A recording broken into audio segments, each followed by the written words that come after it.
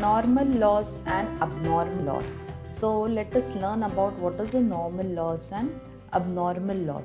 So when the goods are sent from a consignor to a consignee, after the goods reach the consignee or even before they are sold by the consignee, there might be some loss of goods. Okay, now this loss may be a normal loss or abnormal loss. For the purpose of accounting, we need to understand what type of loss it is, because the accounting treatment differs for normal loss and abnormal loss. But before that, let us understand what is a normal loss and abnormal loss. Normal loss, abnormal loss. Now, normal loss incurs normal, as the name itself suggests, normally or generally it is incurred because of the inherent nature of the goods. For example, there might be evaporation of some, say, petrol, diesel, then there might be leakage of milk, or while transferring or while repacking the liquid goods from one packaging material to another, there might be some loss. Then loss of perishable goods like fruits, vegetables or food grains. So this normal loss is mostly due to inherent nature of the goods.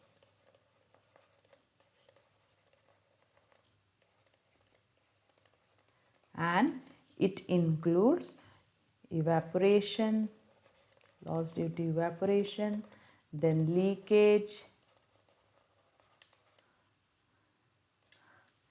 then loss of perishable goods.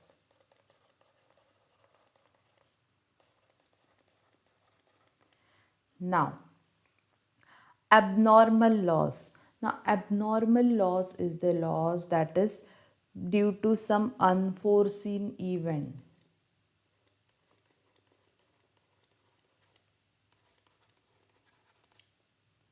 Okay, say there was a fire in the warehouse because of which the goods are lost. Okay, there was some cyclone or heavy rain during transit or in the warehouse because of which the goods are lost. Okay, so mostly the abnormal loss is because of some unforeseen event. Irrespective of the nature of the goods, there is some loss because of the unforeseen event. It is known as abnormal loss. There might be some accident of the vehicle during transit because of which there is a loss. So that is also an abnormal loss. Now, normal loss is certain in nature. So because since this loss is because of the nature of the goods, this loss is more or less certain. Like say if I am a dealer, I am transporting a petrol from one place to another, I know that 10% of the petrol will be evaporated during transportation. So that is a standard which happens during my each and every transit. So normal loss is more or less certain, whereas abnormal loss is uncertain. It is not certain. It may happen sometime or it need not happen always. It will happen sometimes. So normal loss, generally it is not covered in the insurance. Okay, now there are many insurance companies which have different policy and the terms, so they might cover normal loss by taking more premium, but generally it is not covered in the insurance.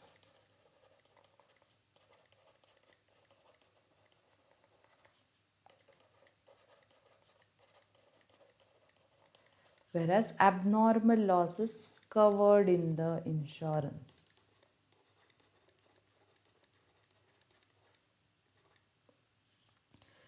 Now, the accounting treatment also differs from for normal loss and abnormal loss. Now, as I said, normal loss is certain. That happens because of inherent nature of the goods or evaporation or leakage or loss of perishable good. So the accounting treatment for normal losses, that normal loss, whatever is the loss that is incurred and it is normal, that normal loss is being considered in my normal profit and loss account, and it is not recorded separately. Okay, now whatever goods are lost because of a normal loss, that loss will be absorbed by increasing a per unit price of the other goods available. So they are included in my normal profit and loss account, and it is not recorded separately. So they are not recorded separately.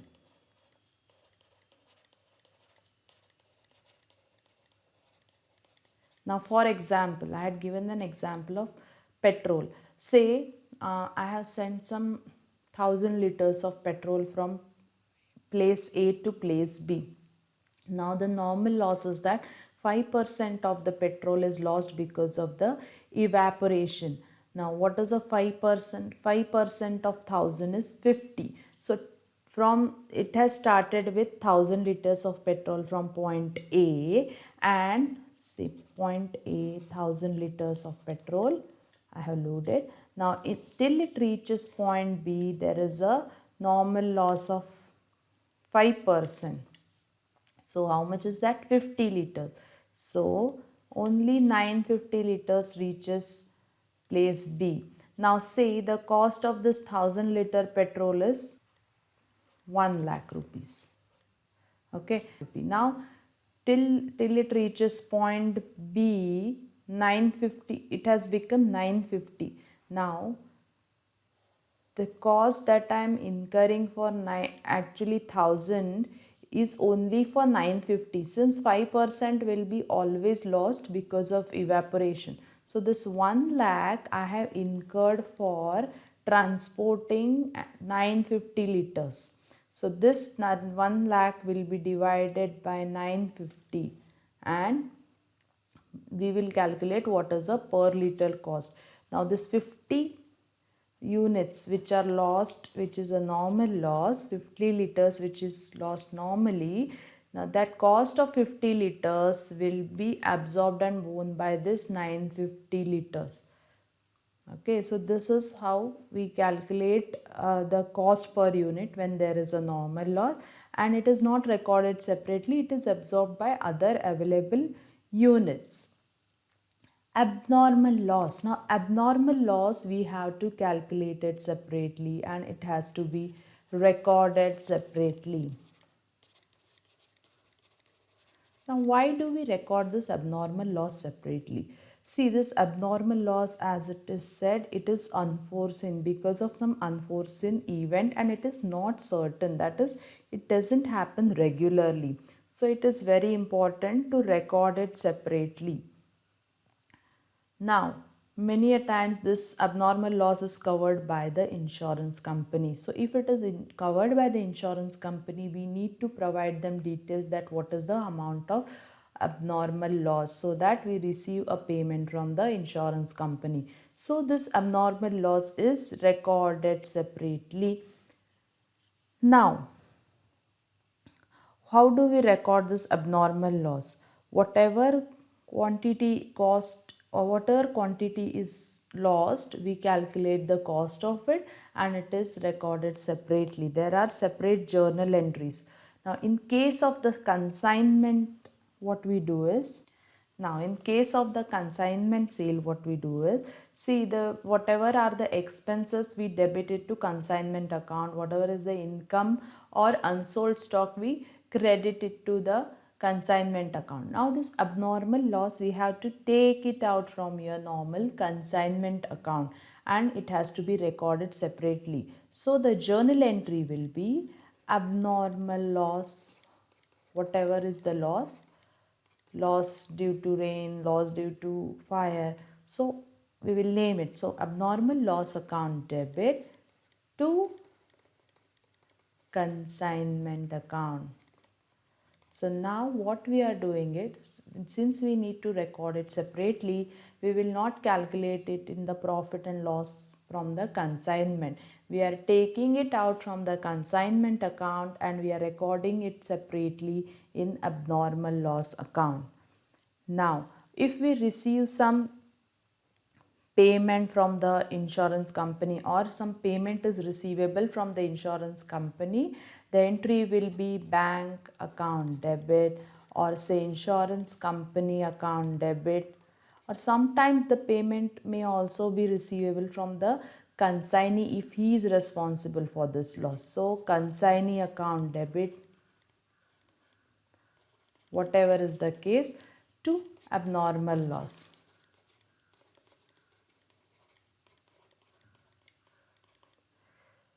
Then whatever is the balance in the abnormal loss after adjusting this payment received will be transferred to profit and loss account at the end of the year.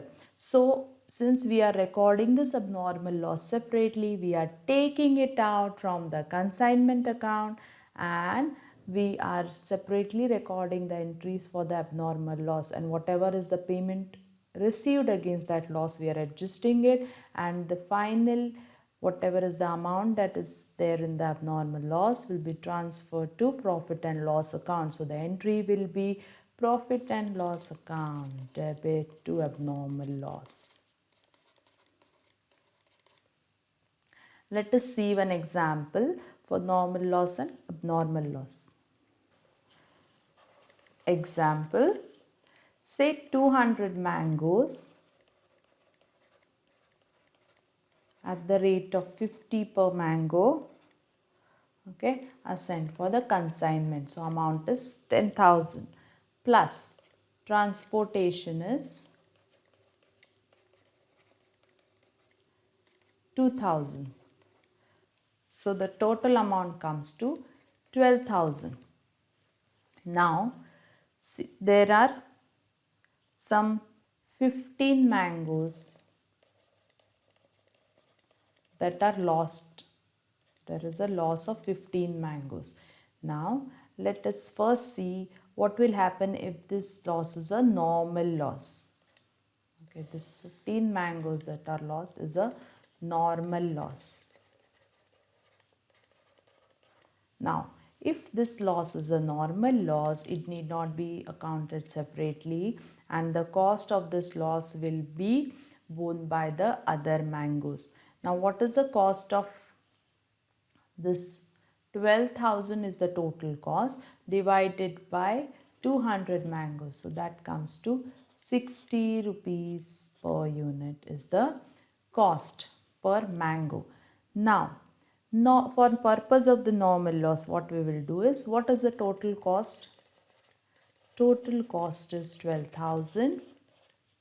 Then now this 12,000 will be absorbed by your total available mangoes. So what is the total available mangoes after adjusting normal loss? That is 200 minus 15.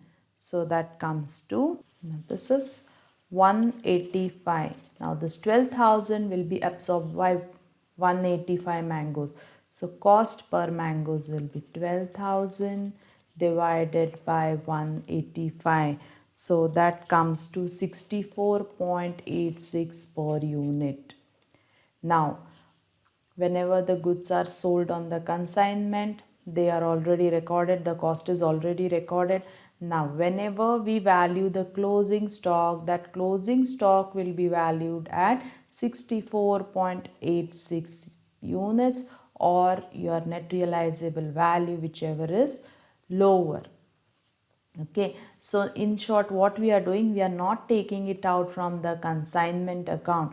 This normal loss is absorbed by all the other 185 units, and then the closing stock is also valued at 64.86. The cost of the closing stock will be 64.86 instead of 60.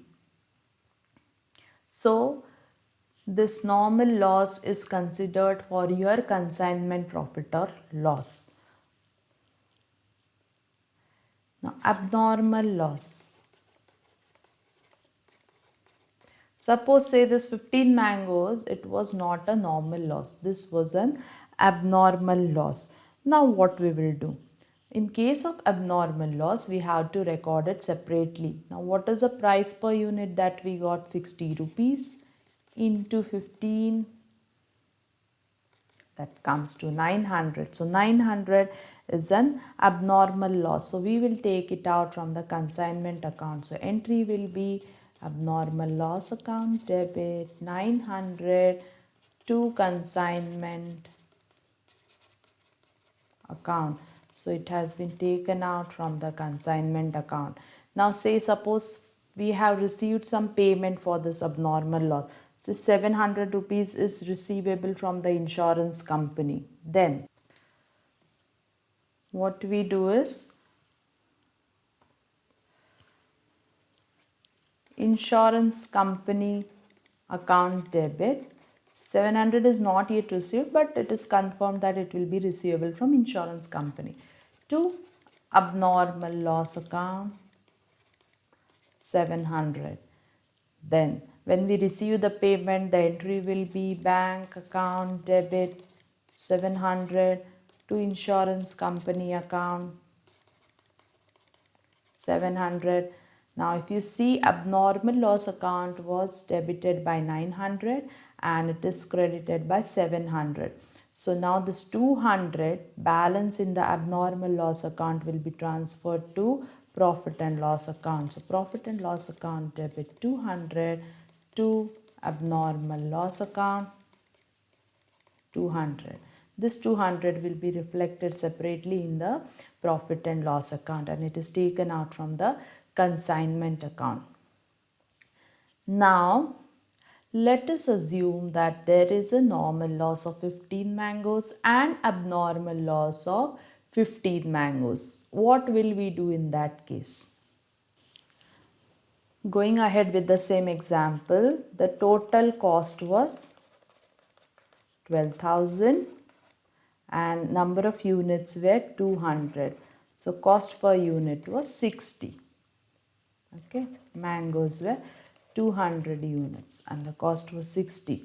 Now let us assume that out of this 200, 15 is a normal loss, 15 is an abnormal loss, and say balance 50 units are in the inventory. Now how do we value this? First, let us see what is a normal loss. 15 is a normal loss. So for normal loss, what we do is the cost will be absorbed by other remaining units. So it will be 200 minus 15, that comes to 185 units. So the cost per unit will be 12,000 divided by 185, that comes to 64.86 per unit. Now abnormal loss. Now see, this 185 units is after adjusting your normal loss. Now this abnormal loss of 15 units is included in this 185. So in this case, if there is both normal loss and abnormal loss, what we do is this cost per unit of 64.86 will be absorbed by 185 units. Now this abnormal loss, 15 units of abnormal loss are also included in this 185. So in this case, the abnormal value of the abnormal loss will be 15 units into 64.86. So that comes to 972.9. Now 50 units are in inventory. So what will be the value of the inventory? Again 50 units are in the inventory. Now this 50 units are included in this 185 units. So the value of the inventory will be 50 units into 64.86, that will give you the cost or net realizable value, whichever is lower. So that comes to 3243. So this will be the valuation of inventory. Now if you see the consignment account,